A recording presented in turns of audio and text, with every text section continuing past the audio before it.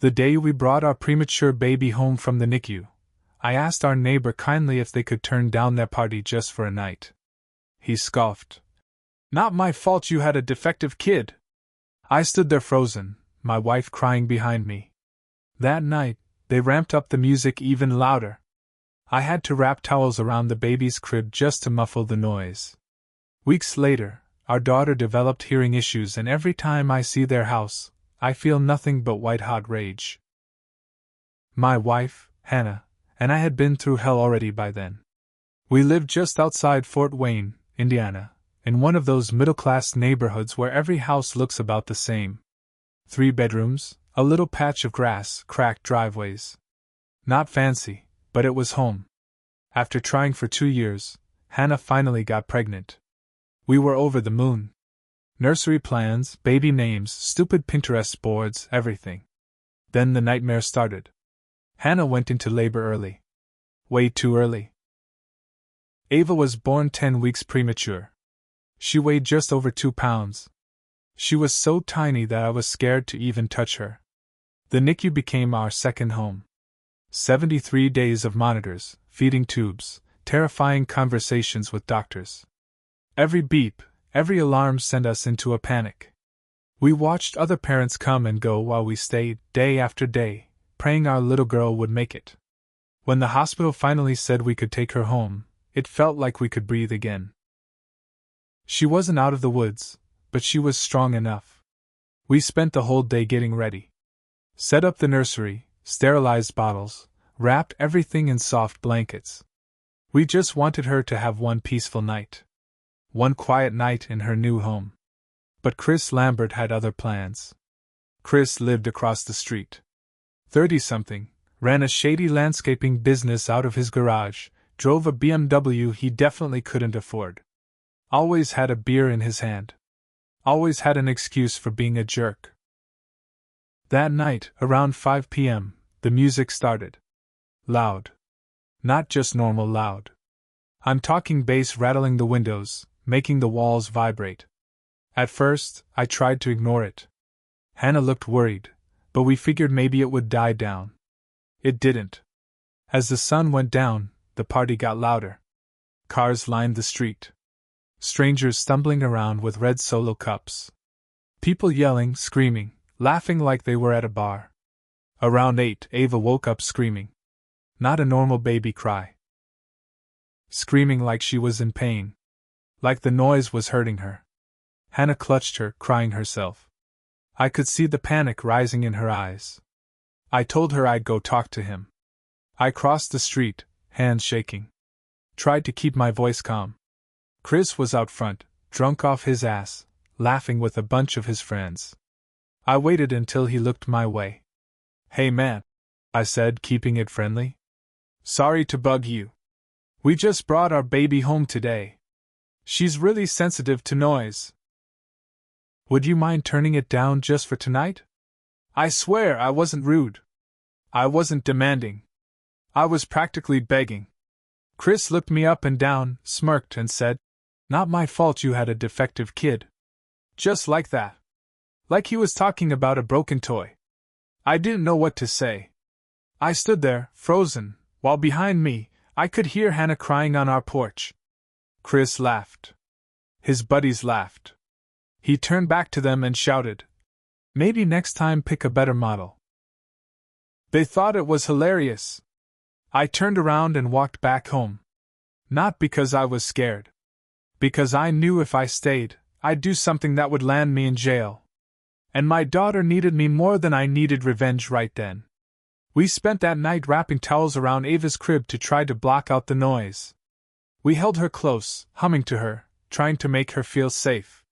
Meanwhile, across the street, the music got even louder. It went on until almost 4 in the morning. 2 weeks later, during a checkup, the pediatrician frowned during Ava's hearing test. More tests followed. When they finally told us she had noise-induced hearing damage, I thought my heart was going to stop. She'd have to wear hearing aids. She'd need special support in school. She might never hear the world the way she was supposed to. And it all traced back to that night. That one night when I asked for kindness, And Chris laughed in my face. I thought about reporting him. I thought about fighting him. But no. That wasn't enough. Chris needed to lose everything. Slowly. Painfully. He needed to rot in the life he created for himself. I started small. First, I dug into his business. Chris ran Lambert Landscaping. But it was barely legit. No insurance. No licenses. No permits. I found angry customer reviews, complaints about unfinished jobs, stolen deposits. He also flipped lawnmowers and other yard equipment online, calling it refurbished, when he barely wiped the dirt off. Illegal as hell. I spent weeks gathering everything. Screenshots, receipts, customer stories. Then I built a file. I mailed that file anonymously to the IRS, the Better Business Bureau, the Indiana Attorney General's office. His landlord, turns out, Chris, was already behind on his taxes. He was also months late on his rent. The IRS started snooping. His landlord started eviction proceedings. I wasn't done. The noise was still bad some nights, though never as bad as that first one. I started keeping a noise log. Every time he blasted music past the legal limit, I noted the date, time, and took video. After 3 months, I filed a formal complaint with the county. Turns out, I wasn't the only one sick of him. 3 other neighbors added their complaints too. Chris got slapped with a $500 fine. Next time, it was $1,000. When he didn't pay, they dragged him to court. Still wasn't enough. I decided to kill his reputation completely. Remember that fake Facebook account I mentioned? I used it to hire him for a fake $50,000 job. Backyard overhaul. Fancy patio. Outdoor kitchen. All fake. He was desperate. He wasted weeks drawing up plans, buying supplies on credit, hiring workers he couldn't afford. When the client ghosted him, he realized he was on the hook for thousands of dollars. He tried to chase the fake account. It disappeared. He tried to file complaints with the police. They laughed him out of the building. You can't report getting tricked when you didn't even sign a contract. By the time winter hit, Chris was broke, evicted, and desperate. I heard through the grapevine he moved back in with his parents 2 towns over. Nobody missed him. Nobody even helped him load the moving truck. We stood on our porch, holding Ava, watching him scream at the landlord, at the neighbors, at the world. He promised revenge. He promised lawsuits. But there was nothing left for him to fight. Chris was gone from the neighborhood, but the damage he left behind didn't disappear overnight. I thought I could finally breathe again. I was wrong. A few weeks after Chris moved out, weird things started happening around our house. At first, it was little stuff. Scratches on my truck that hadn't been there before. Trash cans tipped over at night. I figured maybe it was raccoons, kids being stupid. Didn't think too much about it. Then one morning, I found a smashed beer bottle on our porch. Right under Ava's bedroom window. That got my attention. Hannah started getting nervous. She didn't want to go outside alone. We put up cameras around the house. 2 nights later, we caught it. It was Chris. Plain as day. He crept up in the middle of the night wearing a hoodie, smashed another bottle on the porch, and keyed the side of my truck, deep, ugly scratches that spelled out, "Loser." He was even dumber than I thought.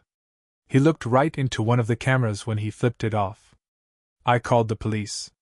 Filed a report. Gave them the footage. They said it wasn't enough for an arrest unless they caught him in the act again, but they'd keep an eye out. Translation: nothing was going to happen. I knew Chris. He wasn't the kind of guy who would stop if he thought he could get away with it. He wanted a fight. He wanted me to snap. I wasn't going to give him what he wanted. Instead, I started planning again. This time bigger. I found out where Chris was living now, his parents' house in Auburn, about 30 minutes away. More importantly, I found out what he was trying to do next. He was trying to start a new landscaping company. New name, same shady scams. He even posted flyers around town. Lambert and Sons Landscaping. Like slapping a fancy name on it would erase his past. I grabbed one of his flyers and smiled. He was stupid enough to put his new business phone number and email on it. I made some calls. Fake calls. I posed as a rich client needing urgent work done, huge jobs, quick turnarounds, promising big checks. Chris, being desperate, bid every time. He spent money he didn't have, buying supplies and renting equipment to prepare for these jobs. Jobs that didn't exist. He missed real opportunities because he was too busy chasing the fake ones. I wasn't the only one gunning for him, either. Some of the subcontractors he stiffed when his first business collapsed found out where he was. One of them, a big guy named Troy, showed up at his parents' house demanding payment. Cops got called. Chris got a no contact order slapped on him. Word got around town fast that he was a scammer. He didn't land a single real client. Meanwhile, at home, we stayed quiet. We kept our cameras rolling. We kept Ava safe. Every time I looked at her tiny pink hearing aids, I remembered why I was doing this. It wasn't just revenge anymore. It was justice. One night, about 3 months after Chris first started messing with us again, I caught something on the cameras that made my blood run cold. He wasn't alone anymore. There were 2 of them now. Chris and some other guy, skinny, hood pulled low over his face, walking up and down our street, pointing at houses. Our house. I knew this wasn't going to end with smashed beer bottles. I called the police again, showed them the new footage. This time, they took it more seriously. A cruiser started patrolling our street every night. They even parked outside our house sometimes, lights off, waiting. But I knew Chris. He wasn't smart. He was stubborn. He was going to push until he got what he wanted. And then, a week later, he made his biggest mistake yet. It happened on a Friday night. Ava had just fallen asleep. Hannah and I were sitting on the couch, half watching some stupid show, both too tired to care. Then the cameras pinged my phone. Movement in the driveway. I opened the app and my stomach dropped. Chris. And the skinny guy. They were back. Only this time, they weren't just throwing bottles or keying cars. They had a gas can. I moved without thinking. I ran out the front door, yelling, just as Chris was pouring gas along the side of my truck. He froze for a second when he saw me, then bolted. The skinny guy dropped the can and followed. I chased them halfway down the street before the cruiser parked around the corner roared to life, lights flashing. They didn't get far. The cops caught both of them 2 blocks away. Turns out, the skinny guy was some 19-year-old loser named Cody who Chris had roped into helping him. Both of them were cuffed and shoved into the back of the cruiser. This time, there was no slap on the wrist. They were arrested for attempted arson, vandalism, trespassing, and a handful of other charges. Chris's parents tried to bail him out the next morning. But they couldn't cover it. Chris sat in jail for over a week before he scraped enough together to get released. By then, the damage was done. The story spread fast. A local reporter picked up the police blotter report and wrote a short article. Local businessman arrested for attempted arson. His mugshot, bloated, angry, humiliated, was splashed all over the town's Facebook groups. Everyone knew. His old clients. His old friends. Even his extended family. Nobody wanted anything to do with him anymore. But even after that, Chris still wasn't finished ruining himself. While he was out on bail, he broke the no-contact order by sending Hannah a nasty, threatening message on Facebook. Something stupid like, "You think you won? Watch your back." She screenshotted it immediately. We sent it straight to the cops. Violation of bail conditions. Immediate rearrest. This time, the judge wasn't playing nice. He got tossed into county lockup to wait for his trial. No more second chances. Meanwhile, at our house, things started getting quiet again. No more broken bottles. No more vandalism. No more fear every time the cameras beeped. We finally had peace. But I wasn't done. Chris still had to feel it. He had to live it. Every miserable second. The day of Chris's trial finally came. It wasn't some big, fancy event. Just a small courtroom in downtown Auburn. Fluorescent lights buzzing. Half-broken chairs. I sat in the back with Hannah and Ava. Ava clutched a little stuffed giraffe in her tiny hands. Her pink hearing aids glinted in the light. Chris shuffled into the courtroom in an orange jumpsuit, shackled at the ankles. He looked smaller than I remembered. Bloated. Pale. Angry. He wouldn't even look at us. The trial didn't take long. The prosecutor had everything. The security footage, the gas can with Chris's fingerprints, the threatening messages to Hannah, his long list of previous complaints. Chris's court-appointed lawyer tried to paint him as misunderstood and stressed from financial troubles. Nobody bought it. Especially not the judge. When it was our turn to speak, Hannah stood up first. She was shaking, but her voice was clear. She told the court about that night, the night Chris called our daughter defective. She told them about the hearing damage, about the fear, about wrapping towels around a crib just to survive one night in our own home. When she finished, there wasn't a dry eye in the room. Even the bailiff looked like he wanted to punch Chris in the mouth. Then it was my turn. I didn't yell. I didn't cry. I just told them the truth. How Chris decided to attack a baby because he was too selfish to turn down a stereo. How he terrorized a family because he thought it was funny. How he almost burned our house down, our daughter's room, because his pride was hurt. I ended with one sentence. He didn't just break the law. He broke our home. The judge gave him the maximum he could for a first offense without serious bodily injury. 5 years in state prison. No early release. No special programs. Straight time. Chris barely reacted. He just stared at the floor like it wasn't real. I thought it would feel better. I thought I'd feel victorious. But the truth is, I just felt tired. Not sorry for him, not for a second. But tired. Like all that rage had finally drained out of me, leaving something hollow behind. After the sentencing, people in the town started treating us differently. Some looked at us like heroes. Others whispered behind our backs. It didn't matter. All that mattered was Ava.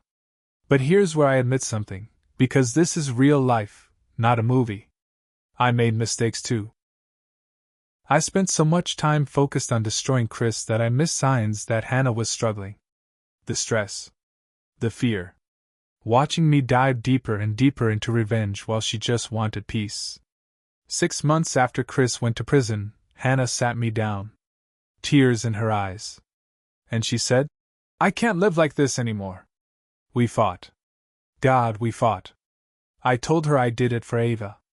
I told her I did it for her. She said she didn't need revenge, she needed me. And somewhere along the way, I'd stopped being there for her. We spent months in counseling, clawing our way back from the damage. We're still together now. Still fighting for each other.